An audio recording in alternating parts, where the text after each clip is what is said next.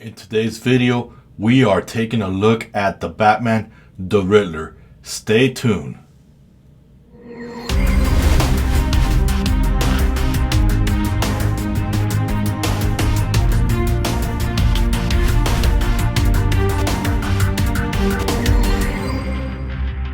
Welcome back, guys. Welcome back. We are taking a look at the Riddler.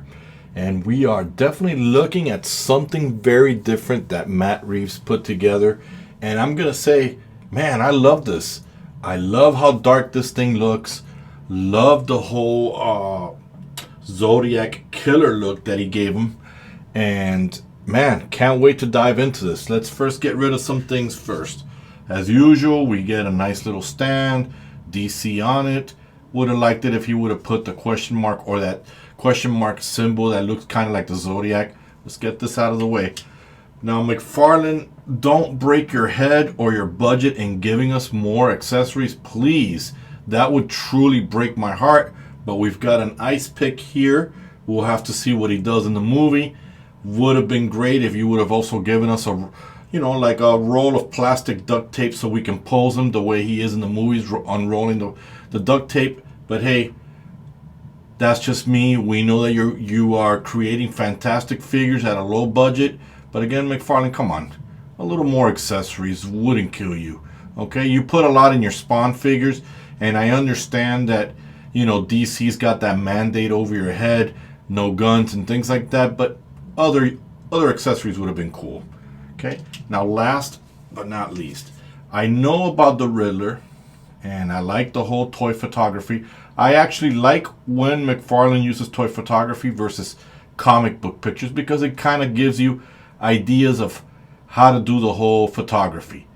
In the back, if you guys want to pause it. However, his name here is Edward Natston. Not sure if that really is his name or not. I thought it was Edward Nigma, but I could be wrong. But if you want to pause it, read what he's got to say. Give you a few seconds there. Alright, let's get this out of the way too. And then I'll show you guys how to put the ice pick. And yes, I'm going to take it off camera because, to be honest with you, it's a pain in the ass when I first get them out of the box and they're very stiff and I haven't loosened them up. And I'm trying to get these videos. I want to get caught up on my videos since I was out with COVID. But, again, look at this. He made him into a nice serial killer. Was never ever one of my favorite villains. I didn't get it, didn't want to get it, but I get this one. I love the way he looks. He got that whole looks like it's a military jacket or something, or a raincoat. Put the symbol on it. If you guys look, he's got the glasses with the nose coming out, but if you look at the head, it's a transparent headpiece, which I'm not even going to attempt to remove. If I see somebody customizing it, then, I'd be surprised. But I'm going to leave it like this because I just love the way he looks. I love the aesthetics. Look at those boots. McFarlane, you didn't bring it all the way down like you should to cover up that. This one is kind of covered up, but like I said, that does help with the stability since McFarlane's happen to be top heavy. This right here is a pliable, soft plastic. But when you squeeze it, you can feel the mechanisms in there. There's nothing in there. And when I took them out of the box, I figured there was not going to be any torso rotation. So I'm not even going to bother in front of the camera. We'll look at the arms, the legs, and everything else. But overall, look at this guy. Look at the coloring. This is fantastic. Would have been nice. It would have been a pliable. Maybe we can put it here, pliable plastic. But again, I get it, McFarlane. You've got to keep the costs low to get them into the stores because that's what manufacturers. If only we had a toy store that can dedicate to that. McFarlane should open its own brick and mortars, not just online. A place where one can walk in and grab toys. So they're not on a limited run, and then we're paying top dollars to collectors for things. One thing I have noticed because of the whole DC mandate, I've seen a lot of people purchasing 3D machines and making their own set of guns for their figures because, again, and even hands. I just saw today a guy who made McFarlane hands with a 3D printer, so on a video. I believe the video, forgot the guy's name. I follow him on Instagram now. I totally forgot, and I told him I would give him a shout out, but my apologies, guy.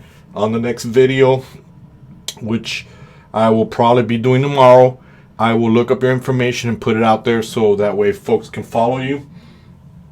And all right, so enough of that, enough of the details. Video won't be long because there's not a lot of accessories. There's not a lot for me to talk about other than the fact, man, I am blown away by this villain. This is fantastic work, Matt. This vision of the Riddler is truly, truly amazing. Now, I am confused with the costume, and if you guys can leave notes in the comments or on Instagram if you find me, is the mask made up of like a green duct tape? Because it kind of gave me the impression that that's what he was putting on himself, even though he was already killing some kind of politician or elite in the very, very first trailer that we saw. But this Riddler just looks amazing. I really, really can't get over the whole Zodiac killer aesthetics that he gave him. Look at that. So, enough of that. Let's take a look at the articulation. We do show it's got a butterfly joint there. So we do see that it does extend out like that. Looks like there's some kind of a cut right there. So you definitely get that. Double jointed elbows. And we get a closed fist here. Nothing fancy about that. McFarlane, I like the way you brought the raincoat to cover the mechanism, the ball, which in time these balls get loose, and with the clothing over it helps with the stability of the figure. As you guys can see, there's a bicep swivel here on the top almost to the shoulder. Double jointed elbows right there. And in this hand here, which looks to me like a trigger figure hand, but no guns. But that's okay, DC. I got something for you. I ordered a loot from Fortnite to get me guns because there was a scene where he's carrying a kind of like a sniper rifle. So I'm going to pull them off real quickly because there's not a lot on this figure for articulation to talk about. There is no torso articulation because of the raincoat covering him. So nothing to worry about there. Let me pull him off and see if we put the ice pick on his hand. All right, so yeah, just like I thought, ice pick is really, really, really. Oh, it went in there. It looks good. Look at him there with it there. Let's see what he does with that. Definitely, he's not chipping away ice from his car, so we definitely know that that's not going to happen in the movie. So we've got the mechanism down here, the McFarlane mechanism. At least that's what I call it. I'm sure it's something else. Double jointed knees, as you guys can see there, and foot articulation. So overall, feels great. This figure feels fantastic. Again, not like if he needed the torso articulation. He's not going to be doing hula hoops. He's going to be killing some of Gotham's finest up there for this movie. Overall, it's a great figure. Love the look. I'm going to be sincere with you guys. I would have liked the costume to have actually been black like the Zodiac and then green here. That's just me. But overall, this looks good. Not sure what all this is about, this whole plastic thing. Maybe McFarlane didn't want to expose the head like that, or didn't want people to pull the thing, because in the commercials, we know who the actor is who's playing the Riddler, but in the commercial, when you're looking at the trailers, they kept it secret for a very, very long time.